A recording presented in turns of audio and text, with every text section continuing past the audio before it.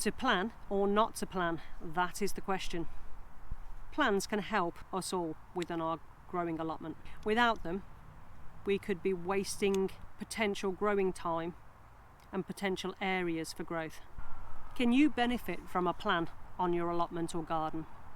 So what we are going to try this year is creating a plan. Now this is one side of the allotment, and we've laminated it as well. The reason why we've laminated is because things change. Now I haven't got time to be doing spreadsheets and everything else on the computer. These sheets were done first off on a computer, but I don't want to have to keep typing in everything. So what we've done this year is laminated the plot plan, and we are going to be using wipeable markers. Now the reason why we're using wipeable markers, I can actually obviously wipe off what we change our minds on, and because they'll be hanging up in the shed, it won't be touched, so it won't be removed unless we want it to be removed. Now when it comes to planning your allotment, either for your first year of planning or whether you've been on site for multiple years, you need to know where your plants are that are perennials or fruit bushes or anything like that. So on this plan, I know we've got certain things in already that are ready to go. Now these are mainly this bed down on the second sheet, and that's Jerusalem artichokes. These were put in about 3-4 weeks ago. The rest of that bed is completely empty and will probably be empty for this year. Now on this bed we've already got garlic in a whole bed, and also half of this one is elephant garlic as well. So I know what I can and can't do on those beds. On this one we've already started planting onions under fleece, and we have quite a lot of onion seeds germinated now as well. So I know that one's definitely going to be majority of onions, but we will intersow other plants. Now I know this is our brassica bed, and in this one for earlies we've got golden acres. Earliest, greyhound, and we'll probably put cauliflowers down here. Now this is a basic way of working it out, but this is just brainstorming to what we can put where. Now I know in this one will be sprouts, because the bed is designed for sprouts. Once you've worked out where you know you've got to plant something, or whether you've got something already planted, you then can intermix in between. Deciding on what grows best with what is quite important. You don't want to grow something that will overshadow anything else in that bed and stunt its growth. So deciding what can go where is quite important. Also your filler crops, things like spinach, lettuces, things like that are normally quick to harvest. These can be intersown between all manner of stuff. You don't necessarily need a bed designated to lettuces. Once you've got all these areas in that you know where you definitely want to plant something, you can have a look and see what spaces you've got where. Even though we're growing tomatoes in the polytunnel with basil and some chili plants, I still want to grow some tomatoes outdoors. Our tomatoes outdoors have always been quite successful. Each year can have a varying degree of success. So I'm going to put outdoor toms, but I also know out there I'm going to put beets along the edges. Now I know I've got lots of kale to go in, so we're going to put kale on this bed and net broccoli. Now obviously there might be times where you can actually grow other faster growing crops in between. So when I'm growing faster crops in between with these, I'll actually write it in green. So on this one, I'll probably plant some lettuces along the side. And this purple sprouting broccoli bed will stay just that all year round. By the time we've harvested the broccoli that we planted last year, it will be time to replant the seeds that we've grown in modules.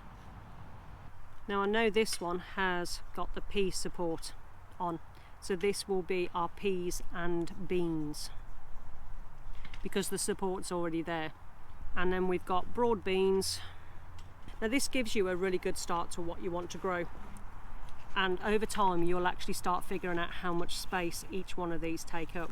Golden Acre, the earliest of all, and the Greyhound will be harvested before we have to start planting up our later cabbages.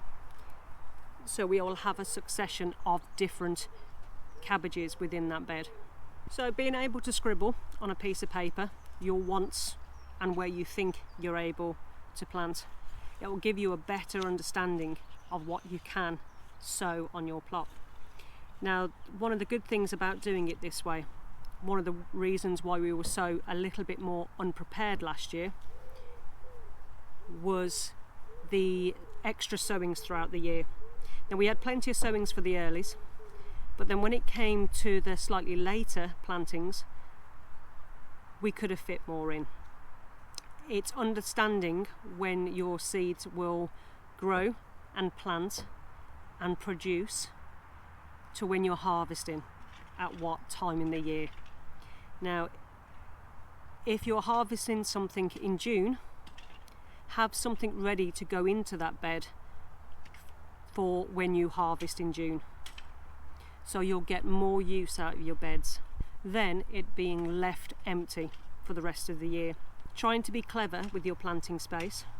Multi-sown varieties work very well, and it's surprising how much you can actually grow in a very small space. Now on our newer side of the plot, we've got different things going on. So I've got raspberries there. This is a squash bed.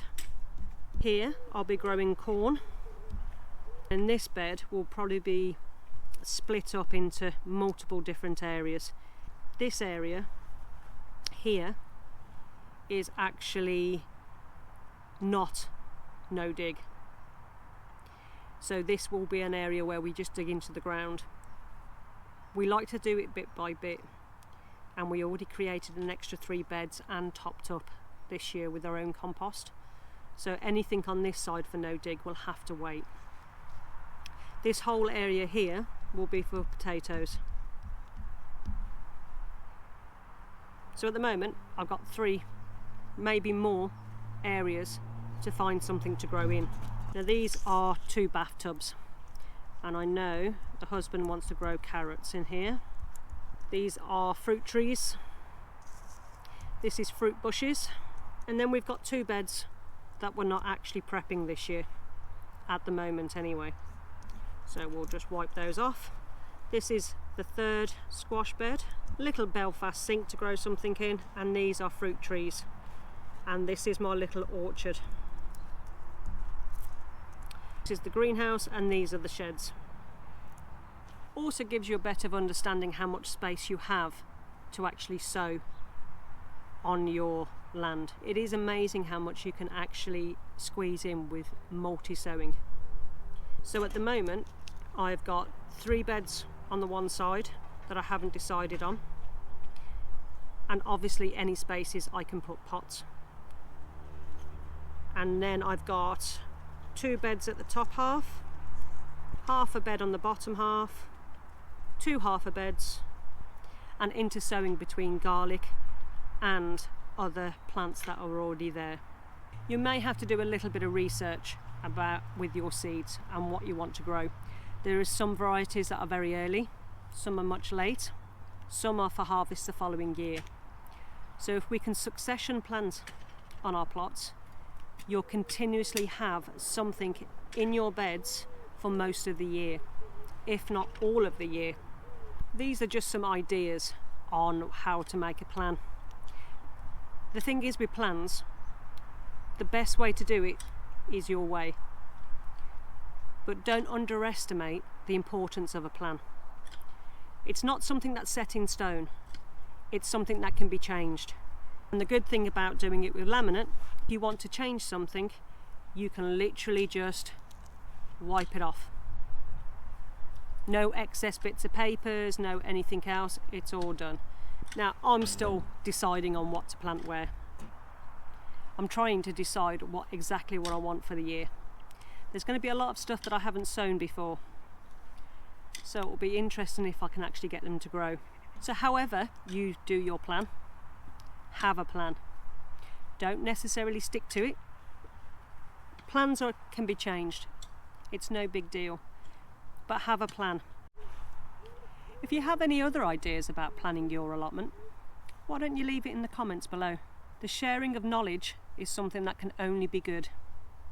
We can all learn from each other and actually benefit as a whole community.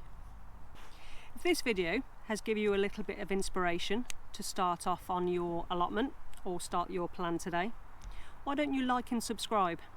Liking and subscribing will allow you to keep up to date with any videos or updates that we release on the channel.